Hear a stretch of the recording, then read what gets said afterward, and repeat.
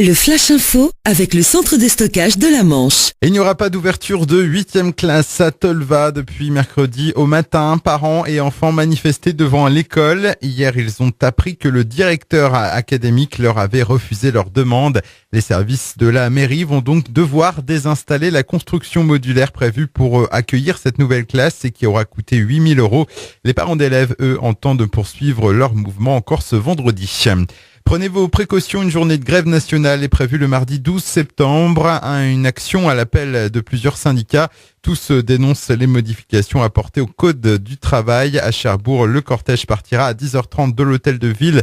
4 autres manifestations sont programmées dans la Manche à Avranches, Granville, Saint-Lô et Coutances.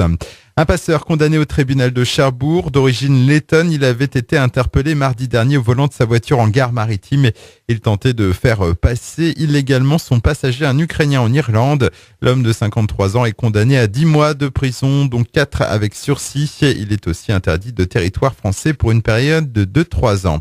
Un accident de moto à Coutances. Une jeune femme a été légèrement blessée. Elle a chuté de son 2 roues au rond-point des Îles à l'entrée de la Rocade sur la route vers Agon-Coutainville. La victime de 24 ans a été transportée à l'hôpital de la ville par les secours. Sport et handball, premier match officiel de la saison pour la JS Cherbourg ce soir. Les Mauves reçoivent Ponto Combo dans le cadre des 16e de finale de la Coupe de la Ligue. Une première très attendue, d'autant que l'équipe a été fortement renouvelée cette année.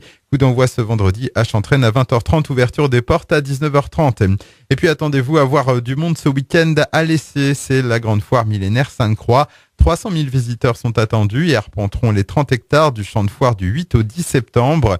Les festivités démarrent ce matin avec la présence du ministre de l'Agriculture Stéphane Travert pour l'inauguration. À voir ce soir également un grand feu d'artifice pour terminer cette première journée en apothéose. Le Flash Info vous a été présenté par Landra, centre de stockage de la Manche à Digguleville. Pour en savoir plus et visiter notre centre, 0810 120 172, coup d'un appel local.